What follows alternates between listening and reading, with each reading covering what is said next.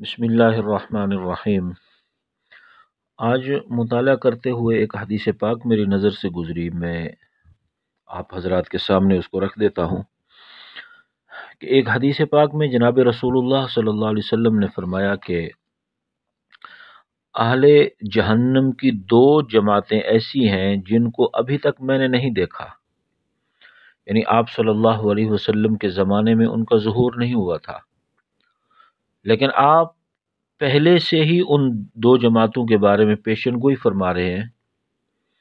اور اللہ کی شان یہ ہے کہ آج وہ دونوں جماعتیں ہمارے زمانہ میں موجود ہیں۔ آپ صلی اللہ علیہ وسلم نے فرمایا کہ ایک جماعت وہ ہے کہ جن کے ہاتھوں میں بیل کے دم کی طرح کوڑے ہوں گے جس سے وہ لوگوں کو مار رہے ہوں گے، اور دوسری جماعت ان عورتوں کی ہے جو لباس پہننے کے باوجود ننگی ہوں گی اور وہ مردوں کو اپنی طرف مائل کرنے والی ہوں گی اور خود ان کی طرف مائل ہونے والی ہوں گی، اور ان کے سروں کے اوپر اونٹ کے کوہان کی طرح اونچے اونچے بال ہوں گے اور وہ مٹک مٹک کر چل رہی ہوں گی، اور یہ دونوں جماعتیں جنت کی خوشبو بھی نہیں سونگھ سکیں گی، حالانکہ جنت کی خوشبو بہت دور کی مسافت سے محسوس ہوگی۔ یہ حدیث پاک کا خلاصہ ہے۔ تو اس حدیث میں جناب رسول اللہ صلی اللہ علیہ وسلم نے جہنم کی دو جماعتوں کا ذکر فرمایا۔ پہلی جماعت سے وہ لوگ مراد ہیں جو لوگوں پر ظلم کریں گے، ناحق لوگوں کو ماریں گے، ناحق ان سے پیسے کھائیں گے اور ناحق ان سے کام لیں گے۔ آج ہمارے معاشرے میں یہ جماعت موجود ہے، چنانچہ آج ایسے ظالم خواہ صاحب اقتدار ہوں یا وہ سرکاری افسر ہوں یا غیر سرکاری افسر ہوں، چاہے وہ شہر میں ہوں یا دیہات میں، عموماً یہ لوگ کمزوروں پر، غریبوں پر، مسکینوں پر بڑا ہی ظلم اور زیادتیاں کرتے ہیں، ان سے زبردستی کام لیتے ہیں، زبردستی ان سے جو پیسے بھتے اور رشوتیں لیتے ہیں۔ برادریوں میں بعض چودھری اور گاؤں میں بعض نمبردار بھی ایسے ہوتے ہیں، اور وہ یہ سب کام کرتے ہیں۔ شہر میں غنڈے اور آوارہ قسم کے لوگ یہ کام کرتے ہیں۔ ان لوگوں نے اپنی اپنی جماعتیں بنا رکھی ہیں، جتھے بنا رکھے ہیں۔ یہ لوگ تاجروں کو اور دکانداروں کو تنگ کرتے ہیں، ان کا ماہانہ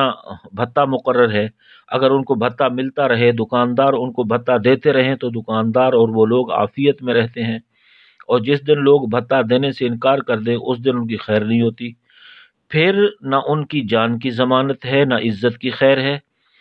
تو ایسے لوگ اہل جہنم اور دوزخی جماعت والے ہیں جن کے بارے میں رسول اللہ صلی اللہ علیہ وسلم نے اپنی زندگی میں پیشن گوئی فرما دی تھی۔ بہرحال ایک جماعت تو یہ ہے، اور جہنمیوں کی دوسری جماعت خواتین کی ہے، عورتوں کی ہے، جن کی علامت جو آپ صلی اللہ علیہ وسلم نے بیان فرمائی ہیں، علامات بیان فرمائی ہیں، تو ان میں ان علامتوں میں پہلی علامت یہ بیان فرمائی کہ وہ خواتین لباس پہننے کے باوجود ننگی ہوں گی، یعنی ان کے جسم پر لباس تو ہوگا لیکن لباس جو اصل مقصد ہے لباس کا کہ وہ جسم کو چھپائے اور جسم کی جو قدرتی بناوٹ ہے اس کو پوشیدہ کرے، ان کا لباس اس مقصد کو پورا نہیں کرے گا۔ اس مقصد کو پورا نہ کرنے کی دو وجہ ہیں۔ ایک وجہ تو یہ ہوگی کہ وہ لباس یا تو اتنا باریک ہوگا کہ ان میں سے جسم صاف ظاہر ہو رہا ہوگا، جیسے آج کل گرمی کے زمانے میں بعض خواتین جو ہیں وہ قمیض کی جو ہے نا وہ لون کی قمیض اور شلوار استعمال کرتی ہیں، جس سے ان کا جسم پوشیدہ نہیں ہوتا بلکہ ان کا جسم ظاہر ہو رہا ہوتا ہے۔ تو اور دوسری وجہ جو ہے وہ یہ ہوگی کہ وہ لباس باریک تو نہیں ہوگا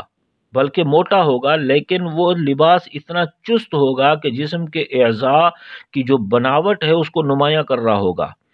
ان کی بناوٹ کو پوشیدہ نہیں کر رہا ہوگا، جس کے نتیجے میں کپڑے پہننے کا جو مقصود ہے یعنی پردہ کرنا، وہ مقصود حاصل نہیں ہو رہا ہوگا اس لباس سے۔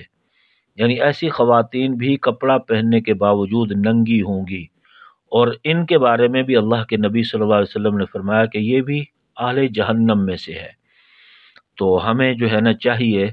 کہ ہم اپنے گھر کی خبر گیری کرتے رہیں، گھر کے اوپر پوری نظر رکھیں کہ ہماری خواتین لباس کیسا پہن رہی ہیں، آیا کہ وہ شرعی لباس ہے، شرعی تقاضوں کو پورا کرتا ہے یا نہیں کرتا۔ اگر کرتا ہے تو جی بسم اللہ، اگر نہیں کر رہا تو ہمیں نظر رکھنی چاہیے اور روک ٹوک بھی کرتے رہنا چاہیے تاکہ شریعت کی خلاف ورزی نہ ہو۔ تو اللہ تعالی ہمیں ان باتوں پر عمل کرنے کی توفیق عطا فرمائے۔ وآخر دعوانا الحمد للہ رب العالمین۔ مراقبہ فرما لیں۔